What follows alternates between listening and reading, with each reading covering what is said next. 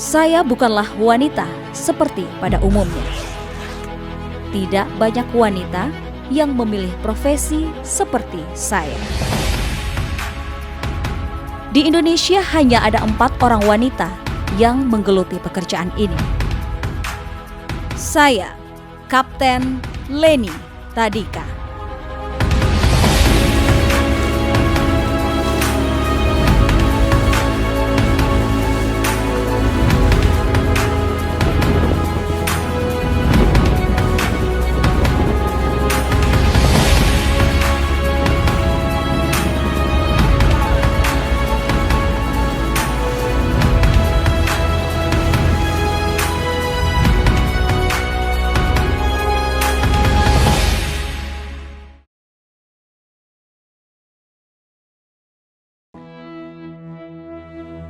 Hari ini cuaca di perairan Dumai cukup cerah.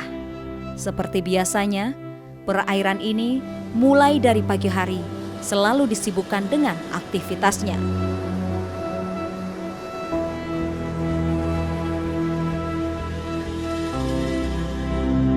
Perairan Dumai merupakan salah satu jalur perairan terpadat yang berbatasan langsung dengan Selat Malaka dengan potensi ancaman dan kecelakaan laut yang cukup tinggi. Demi kemanusiaan. Panas.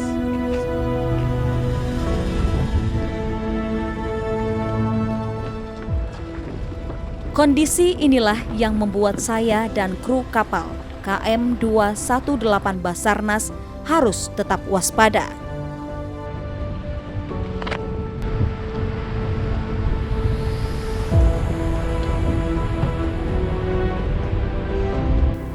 Oke, selamat pagi. Baik.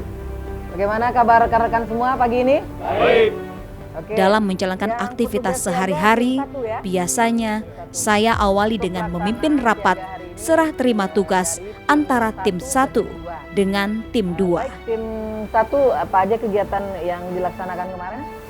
Untuk kegiatan tim 1 dalam pelaksanaan siaga kemarin melaksanakan pembersihan kamar mesin Oke. dan mungkin ada beberapa bagian yang belum dibersihkan dan untuk selanjutnya tim berikutnya dapat melaksanakannya. Begitu saja informasi.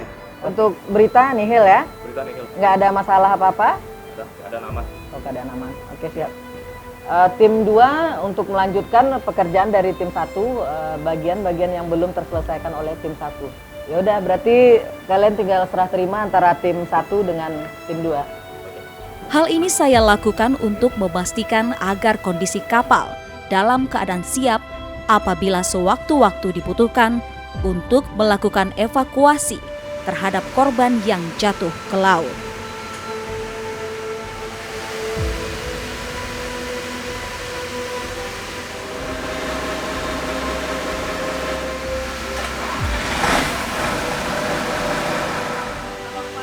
Hari-hari saya memang seperti ini. Saya harus tetap berada di dalam kapal meskipun situasi tidak dalam keadaan darurat.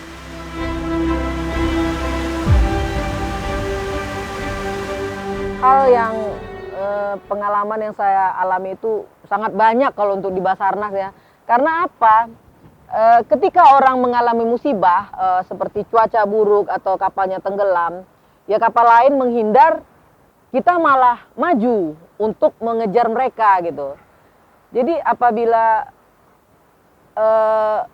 orang ini selamat bagi kami, itu merupakan kepuasan tersendiri bagi kami. Karena tangis haru apa mereka itulah yang membuat kami kuat. Jadi kami tetap harus mencari mereka, tetap harus mencari bagaimanapun juga, walaupun dengan kapal yang, apalagi kapal kita fiber yang terombang-ambing, yang udah jatuh-jatuh semuanya, kita tetap maju untuk mencari mereka.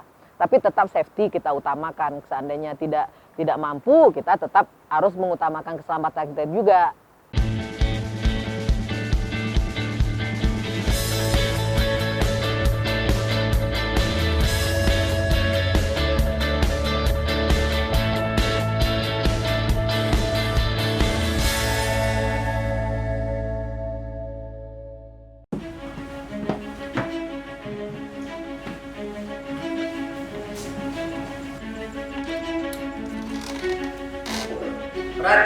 Diberitahukan untuk kru RB 218 untuk melaksanakan persiapan operasi man overboard di sekitaran daerah Belitung. Terima kasih.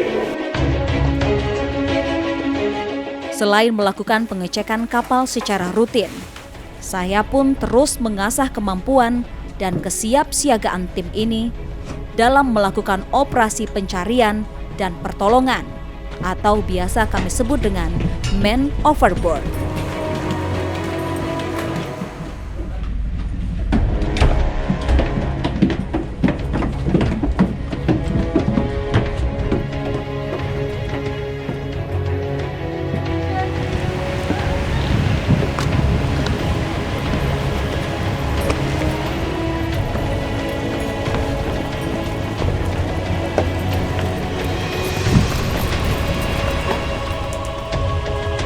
Siap, berat. Dengan lencang kanan, berat. Berat. Oke, selamat pagi. Seluruh kru harus mampu memainkan perannya masing-masing selama man overboard berlangsung. Berdoa, mulai. Berdoa, selesai. Demi kemanusiaan. Panas!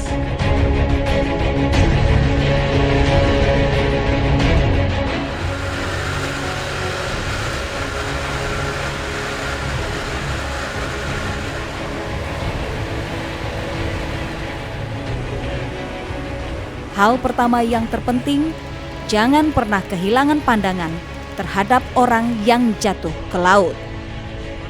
Dan mesin rigid inflatable boat harus dibuat standby sepanjang waktu.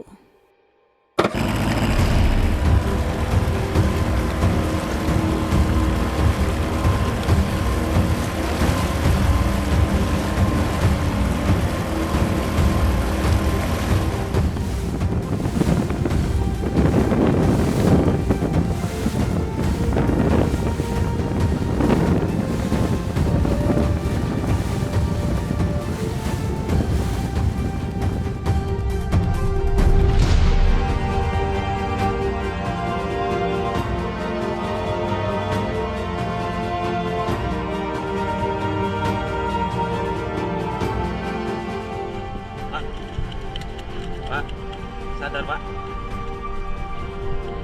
Masih.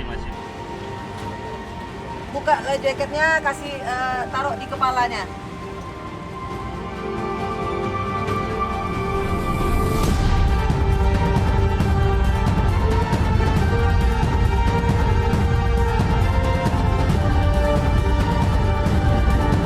Selama menggeluti profesi ini, banyak peristiwa menarik yang saya alami. Pengalaman berlayar mengajarkan saya lebih kuat dalam menghadapi hantaman gelombang dan kerasnya kehidupan.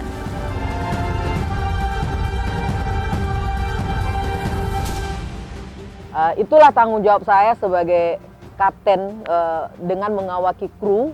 Jadi saya harus berpikir tetap mengedepankan keselamatan kita dulu. Seandainya itu masih kita prediksi masih bisa kita tempuh, kita akan jalan. Tapi kalau tidak bisa, kita akan kembali berputar arah. Untuk mencari posisi pelabuhan terdekat, kita istirahat dulu sebentar sambil menunggu cuaca reda, baru kita jalan lagi.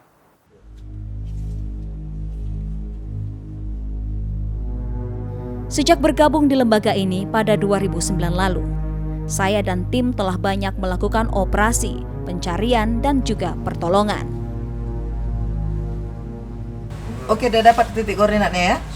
Ya. Ya udah, ini coba kalian perhatikan, mana tahu ada dangkal. Ada nggak dangkal? Nggak ada ya? Berarti jarak dangkal ke sini berapa mil ini? Mana posisinya tadi? Sini ya? 0,8. 0,8. Pokoknya yang ini aja. Kalau di sini kita bebas ini ya.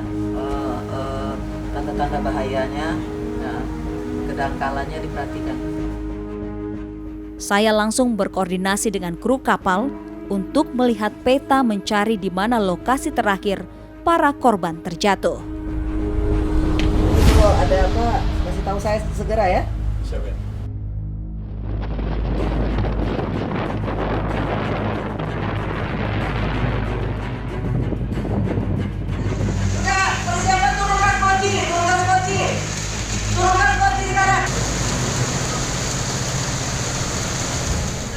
Pekerjaan ini memang tidaklah mudah. Banyak tantangan dan hambatan yang selalu saya hadapi. Tapi bagi saya, menemukan atau menyelamatkan korban menjadi motivasi bagi saya untuk selalu menjalani profesi ini.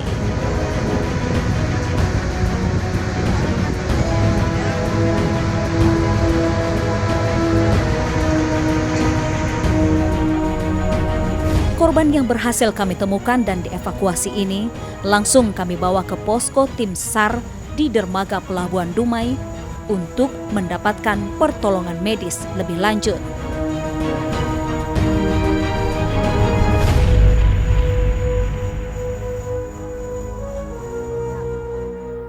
Kadang mereka tidak tahu sulitnya pekerjaan kami di luar itu bagaimana.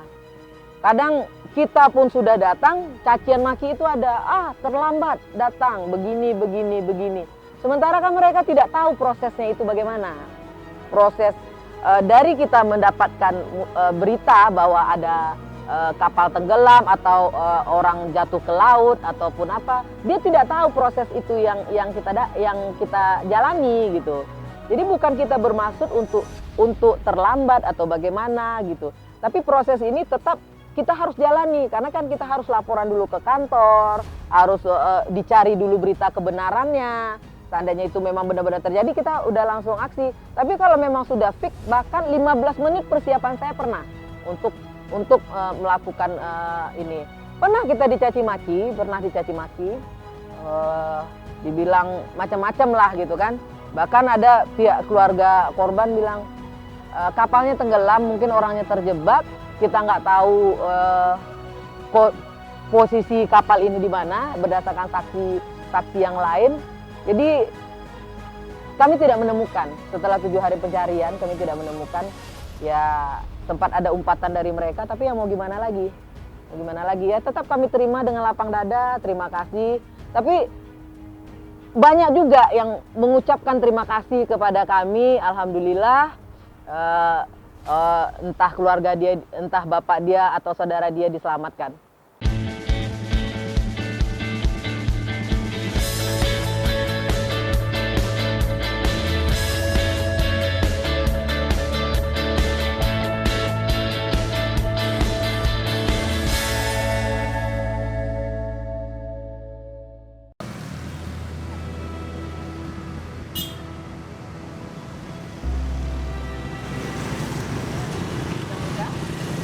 Sangat jarang mendengar kapten kapal wanita, apalagi di Indonesia. Aneh ketika seorang wanita memutuskan menjadi pelaut karena harus meninggalkan keluarga sampai berbulan-bulan, bahkan tahunan.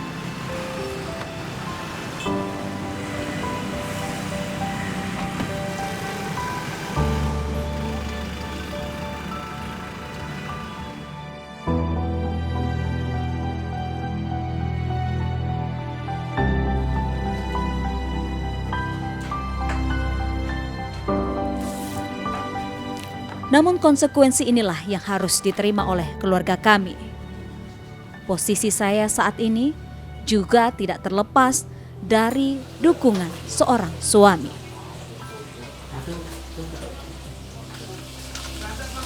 Dirinya terus memberikan dukungan dan doa agar saya dan seluruh kru kapal selalu diberikan keselamatan saat menjalankan tugas.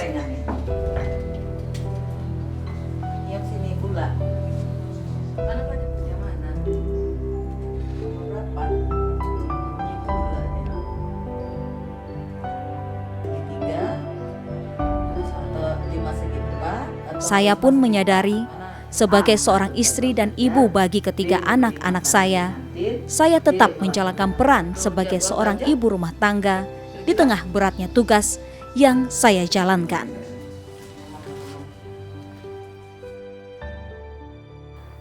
Kalau sedih ada ya, sedih mungkin kalau untuk kesedihan itu di pihak keluarga. Apalagi dulu saya sempat berjauhan dengan keluarga saya. Jadi saya di Dumai, keluarga anak-anak di Pekanbaru. Bahkan ketika saya izin untuk kembali ke Pekanbaru melihat keluarga, itu belum sampai di rumah, bahkan belum melihat anak-anak, saya sudah kembali lagi ke Dumai karena ada musibah. Kita kan tidak bisa memprediksi kapan musibah itu terjadi.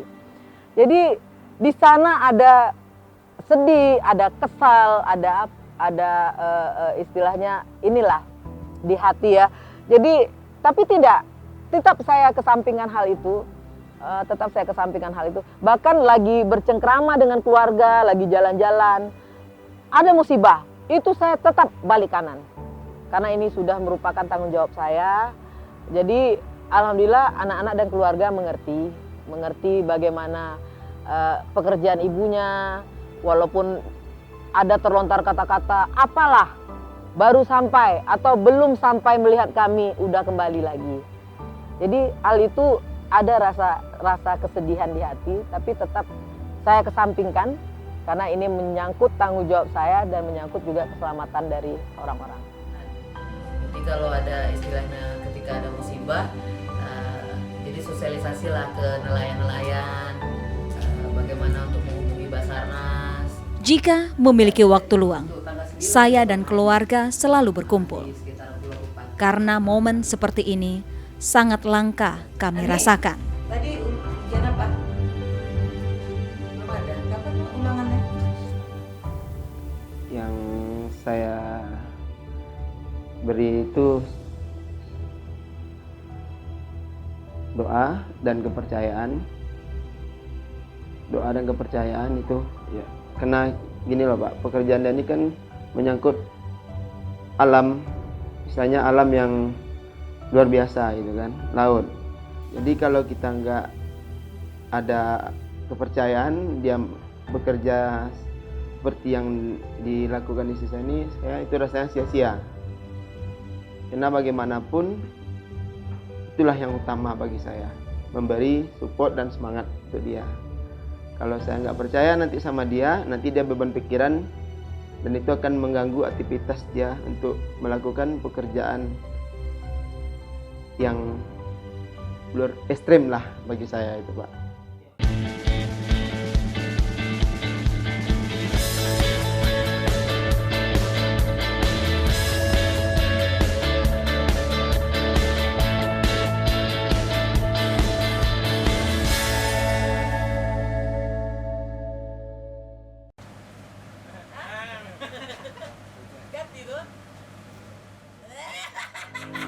Dari kemarin lagi. Yang paling sering kita kebukan baru apa? Selain meluangkan waktu dengan keluarga tercinta, sebagai seorang kapten kapal, saya juga berusaha untuk dekat dengan kru dan menjadikan tim ini sebagai keluarga kedua bagi saya.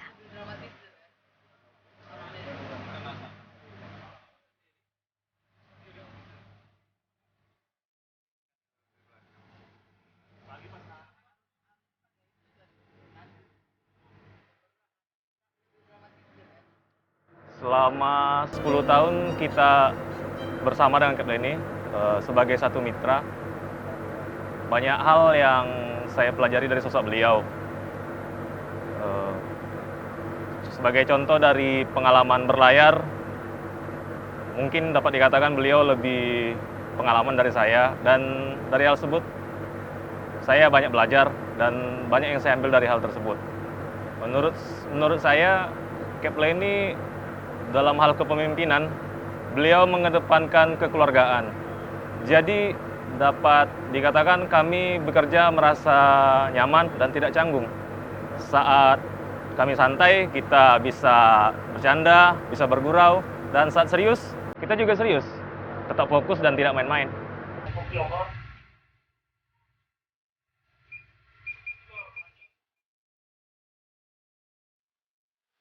Saya berusaha tampil untuk menjadi wanita yang berjaya di lautan dan bersahaja di tengah keluarga.